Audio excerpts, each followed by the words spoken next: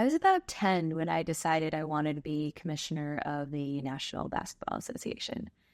There is one commissioner, so there's one job in the entire world that I wanted. And it only changes guard every few decades. So in one lifetime, there might be anywhere from 1 to 3 commissioners, because some people stay in those jobs traditionally for decades.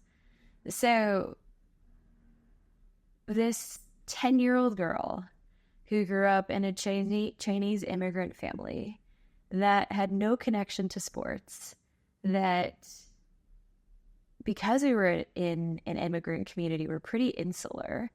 I wasn't surrounded by like people who were aspiring to be like the top blanks in the world, right? Of which there's a handful of jobs. But I loved basketball. And what was trained in me is like to go, the notion of success was oftentimes oriented around status and quote, quote, the top, right? So must get into an Ivy League, must get the best grades, must be at the best companies. Like that kind of stuff was in my ear a lot, even as a kid before I was 10 years old, because that was how immigrants saw like the path to success, or at least my mom did. And yet I was like, but I love basketball. And there's a lot of other things that probably contribute to this. But at 10, one thing that was very clear to me after looking at how my single mom lived and survived is that my joy and happiness were paramount. It wasn't going to be about money. It wasn't going to be about the notion or feeling of security. It was about the idea that like I did things that made me feel good. That's probably the most accurate words that my 10-year-old self thought. And it was really simple then. I was like, I love basketball. I have to work. I want to love my work because I see how my mom, who hates her work and how it destroys her every day, like comes home and is exhausted and is stressed and anxious and takes it out on her environment, which was largely me. And I was like, that is not a life that I want. And that was so clear to me as a kid. I remember it like yesterday.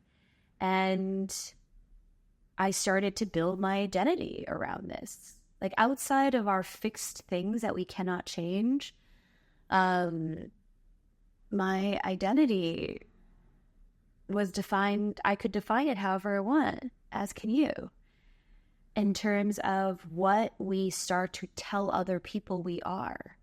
So, basketball fan, Knicks fan, future commissioner of the NBA, these become really powerful things that we tell ourselves and others that reinforce this notion of our identity. And the thing that happens when you tell other people in both good and bad ways is you start to create some inertia around it, some energy around it inertia might not be the right word, but some energy that like pushes it forward and it gives it power. And so throughout junior high and high school and college, like that's the only thing I said I wanted to be, commissioner of the NBA. And then everything I did starting in high school, I started applying for jobs at the NBA.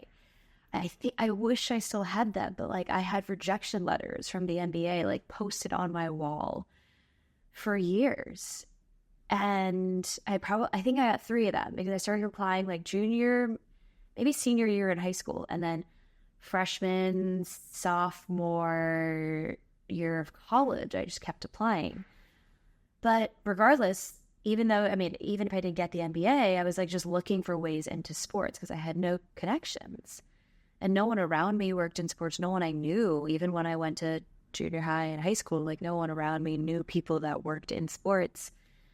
And everybody else was like doing pretty traditional things, like going into banking or going to law school or becoming a teacher or going to work in a nonprofit. But I didn't do the odds. It didn't occur to me just how unlikely it was that I would become a big commissioner. I was just like, here are the steps. Must get into sports, must get into the NBA, and then I just had to work my way up. And it was like pretty linear. It was like very plain. And if you can think about from 10 to your entire like next decade, through my 10 to 20, like through college, 20, you would leave college at 21, 22-ish, it was solely focused on this thing. And I told everybody this thing. And so it became ingrained. And I applied to one job my senior year. It was to the NBA. They had what they called an associate's program. And I didn't know how many slots there were, but I assumed there were many. And at that point, I had had internships at Time Magazine, Nike, and College Sports Television, which then CBS bought them. So now it's CBS College Sports. And so I had a solid resume. And like with 3 solid summers, 2 to 3 months each, of work experience directly related to sports and media. Time Magazine was a media company. And I got the job. There were 7 of us. So I got 1 out of 7 jobs. I don't know how many people applied, probably thousands. And I don't know what I would have done if I didn't get it, but I fortunately got it. And I just remember like being like, cool, I'm done. Like, I'm in, and now I just have to work my way to the top. And this is like the naivete coming in of like, I just drew a conclusion between basketball and top job in basketball is this job. So that's it. And in a way that galvanized me, like had tunnel vision, but in a way that really limited me was also the tunnel vision because I didn't consider any other possibilities. I loved my internship at Nike, but never considered that applying for a job at Nike. It was like magic. Like that summer was absolutely magical. Like it made me fall in love with sports all over again in a different way. And I was like, I get to like get more people to watch and engage and love basketball. Like incredible. Or I get to create experiences around basketball for people who love it. Like incredible. But anyway, tunnel vision. I was at the NBA for 2 years, and but by the end of year 1, I was like, I don't know what to do because I don't think this is it. And if you have just been, at that point, I was 23, maybe nearing 24. And if you have just spent half your life, more than half my life at this point, from 10 to 23, 24, that's 13 to 14 years. And I'd only been alive for 23 to 24 years. More than half my life, I had centered around this idea, this notion that I was going to be the next commissioner of the NBA and that my life was going to be basketball. And that's all that I thought about as far as work and success and professional like achievement went. And it like crashed my world. Like at 23, I was like, I thought I knew myself. I thought I knew my life. I thought I knew the path that I was on. I thought I knew exactly what I wanted. And I was devastated. I was depressed. I was confused. It was like a full, like, what the fuck? And then I spent the second year just being like, okay, like, maybe you're wrong. Like, how do you make this work? Like, this is what you've always wanted. 1 year is not enough. Like starting to do all the things that were rationalizing the intensity of how I was feeling that like, fuck, I might be on the wrong path. And then I just kind of like went deep into work to like, how can I find ways to love it? But when you're working in basketball, like all the time, and plus the hours were long, you worked weekends because sometimes you have to go to events or fly to other places. I stopped being a fan of the sport, which is the whole point of being in it. And when I realized, like, okay, I was like, okay, what can I learn from what I've been doing here? I was like, okay, I'm in the business of sports, which is very different than like being a fan of the sport. I'm not very connected to the sport because I work in marketing and partnerships and selling the sport. I work on campaigns and ads and different things that not only sell the sport, but it kind of does, but I wasn't even doing that directly. It's not like I was making ads directly about a game or the playoffs or the finals. I was working with partners who paid the NBA a shit ton of money to be connected to the NBA, and I was helping them sell what they wanted to sell in connection to the NBA. And of course, the NBA would also benefit. So it was, of course, oriented around basketball. But it was very indirect. And so as I started to realize, I was like, okay, like, this isn't quite where I want to be. Actually, sorry, my first job was in international television. I was like helping our TV partners abroad figure out like schedules and coordinate like deals and that kind of stuff. So that's how far I was from the sport. And then I moved into marketing. I was like, okay, this is a little closer. And then I tried to move into community relations where I'm like, okay, you're bridging the community in basketball. But that didn't pan out. But either way, I was just like, oh, like, no matter what, this is not it. And I saw what the commissioner did. And I was like, Jesus, that is not a job that I want. Like, so much negotiating, schmoozing. His background was a lawyer. David Stern was the commissioner at the time. And I was like, oh, the legal department runs an NBA. Like, everybody who sits around him and advises him, his closest, like, second in command was also a lawyer who came through NBA legal, even though he oversaw NBA entertainment. And I was like, okay, I get it. Like, I could go to law school, but I wasn't interested. There maybe is another path to commissioner that isn't legal, but it's not very obvious from looking at this. And all these other jobs that actually are interesting to me within the NBA aren't going to get me to commissioner. And so then I had to rethink the whole, like, my dream was to be commissioner in the NBA thing, even though I'd said that for 30 plus years at that point. And this is where identity can get so entrenched, because not only there was the reality of I didn't like this job and I didn't actually like working at this organization, but who I was so embedded. And so leaving that job was not the hard part, like separating myself from the identity that I had so entrenched myself in was. But this is where I didn't fully grasp the notion that, like, I could define it however I want. That there was no one I was, like, disappointing or letting down.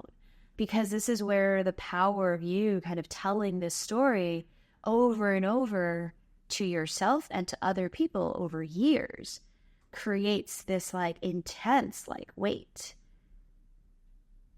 Which sounds heavy, but also it creates immense, like, force and power to fuel you forward if that's the direction you want to go in. And it did for 13 years, but it became a weight when I was like, hold up, I don't know if I want to go in this direction anymore, if this makes sense for me.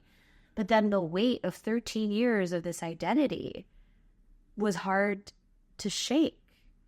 And I had to go through basically a mourning of the identity that I crafted for myself and the dream that I crafted for myself, and reconcile or face the fact that, or reckon with the fact really, and then reconcile the fact that I don't want to be commissioner anymore. And I don't know what my dream is anymore.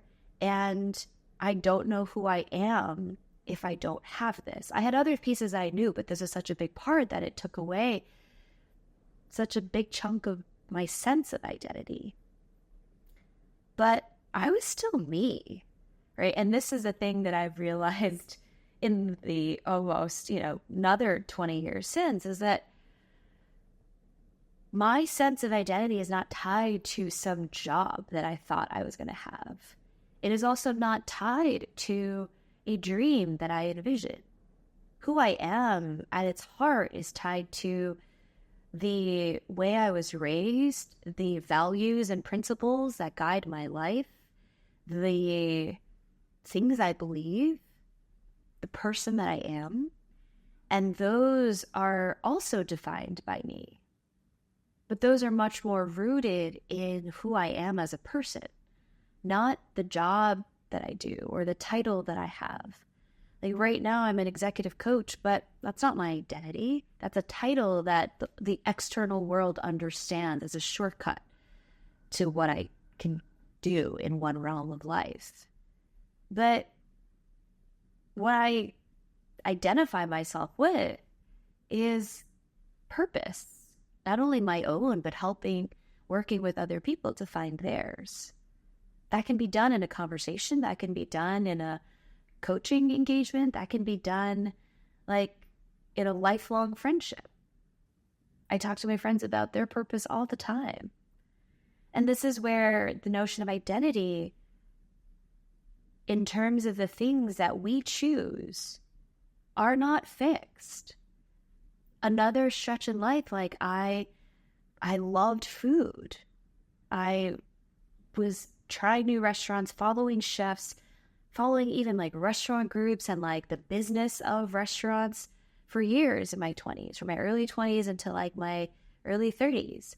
And then I started to form an identity around that. Friends would come to me for restaurant recommendations. They can go to other cities that I'd been and they'd be like, tell me where you went, give me your itinerary. I also loved like deep travel research to find like those local gems that like locals go to, but tourists don't.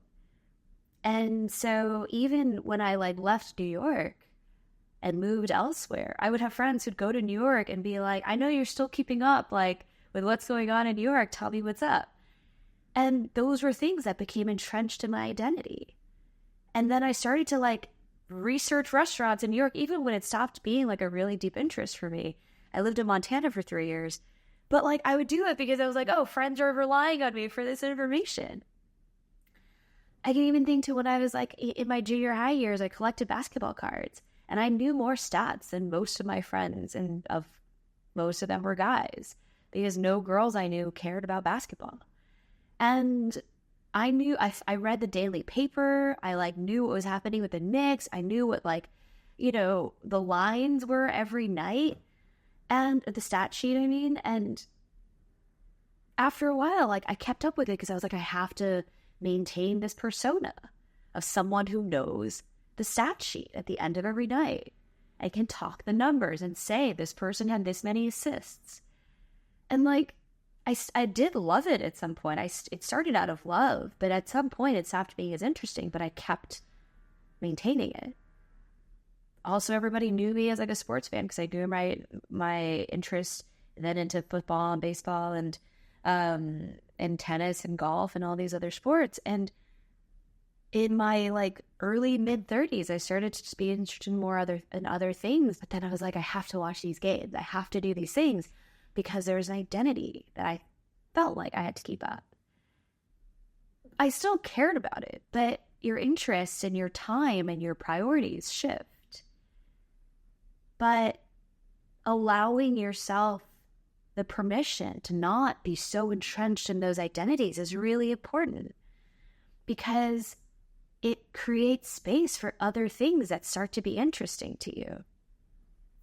When I lived in Montana, like I cared less about watching sports and I cared more about skiing because I was so close to a mountain. I was like 20 minutes away. And like football would be on Sundays, but like that's when I would want to ski. And I could, DVR was magic, right? But it just became less and less of a priority. And it took me years to really like separate myself from the need to keep up and follow things because that's who I am. But now I built the practice over really the last decade of letting go of a lot of things, from my love of restaurants and being known as the person who can make recommendations on a dime, to now, like, I don't know shit. Like, I don't know. I barely know anything about new restaurant openings, what's new, what's hot, what's good.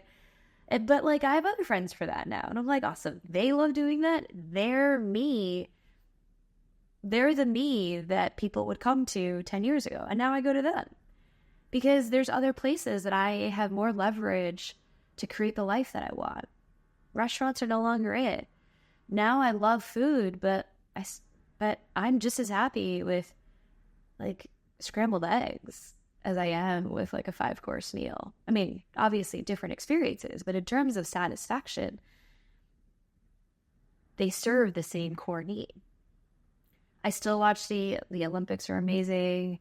I watch NBA playoffs and finals. I'll watch Knicks games. But like, I don't know like every player anymore. I don't know the stat line. I don't know like who's in like contention, who's in the running for the MVP. I stopped watching baseball because I think it was in the 2017 World Series. There was that really racist incident where Gurriel like did the slant eyes on Darvish, who was pitching, and the MLB did absolutely they basically did absolutely nothing.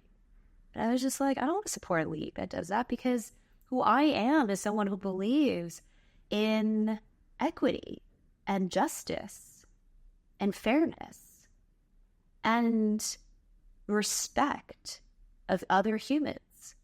And I don't want to support a league that doesn't demonstrate that they also value respect of other humans and good sportsmanship.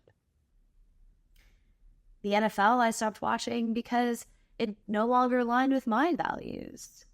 And so there are different things that over time, like, we have to be willing to let go of certain notions of who we are if they're not true to our core anymore.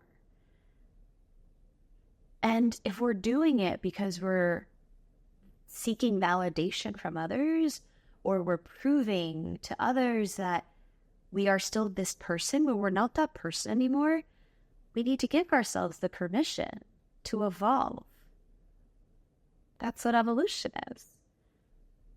And the notion that we're letting people down, or that they're not going to like us or value us anymore, then they're not our fucking friends. Like, if they only valued us because I had restaurant information, or that I was like their sports watching buddy.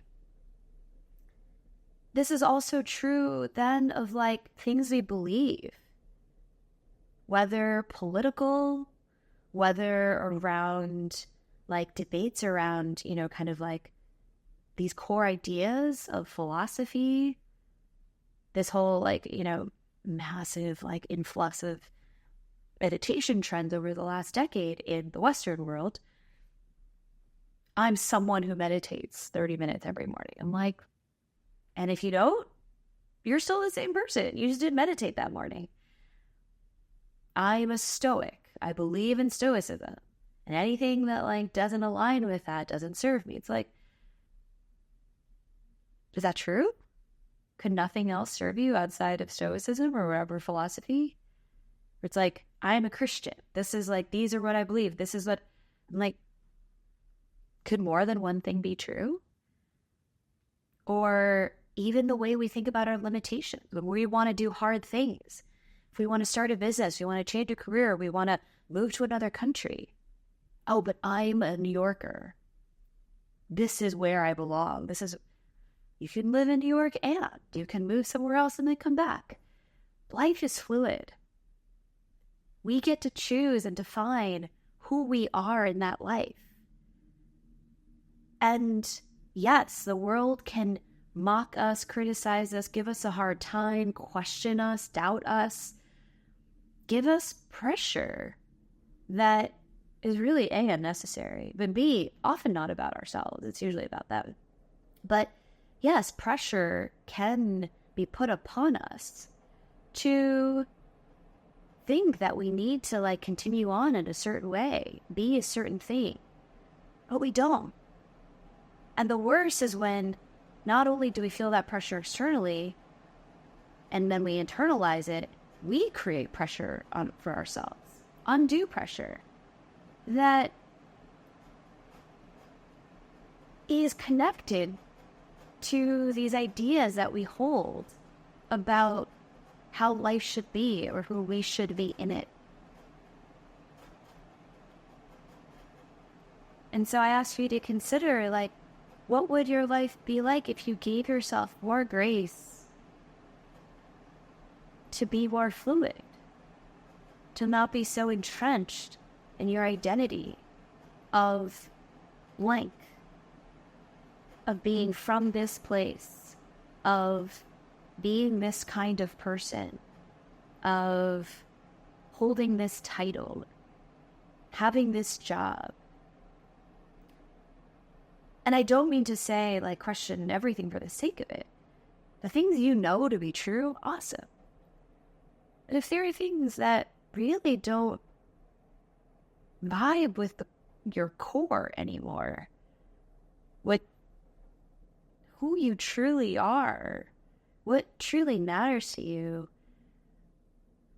then give yourself the grace to reconsider it. Give yourself permission to explore alternatives.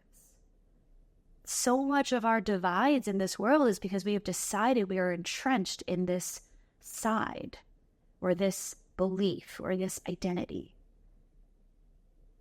And often, so much of it are identities or beliefs that, like, are often anti-other people or their beliefs. And that's not necessary. Who we believe ourselves to be, what we want for our lives does not have to come at the cost of anyone else. There's plenty to go around in this world, especially those of us who live in quote, quote, developed, modernized countries. Like, everything is solved for us, short of, like, wiping our asses. So in a world where so much of our survival needs are met, shouldn't we have the freedom to just explore life however we want, to move through it how we want, to not let our own self-definition constrain us? And no matter what pressures are coming in from the outside, we often are far harsher on ourselves. And so if we allow ourselves to reconsider, who else could we be? If not this job, title, identity, trait. What else could we do? We're expanding the realm of possibility. We're opening our eyes and our imagination to alternatives, to things that only our cool, like, liberated imaginations can dream of. And I say that full well recognizing that there are people in this world that are not liberated, that are living in very oppressed environments.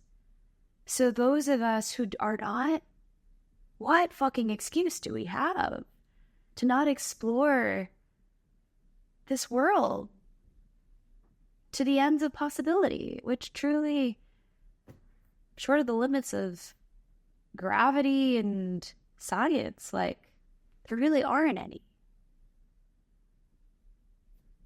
So if we start with our own self-definition, it's ours to define. And we need to check ourselves and always kind of check ourselves, but also check in with ourselves about what actually still works for us, what is actually still true for us. And if we start to get the sense that something is no longer true for us, then we need to have the courage to let go of it and to be open to the other things that could enter.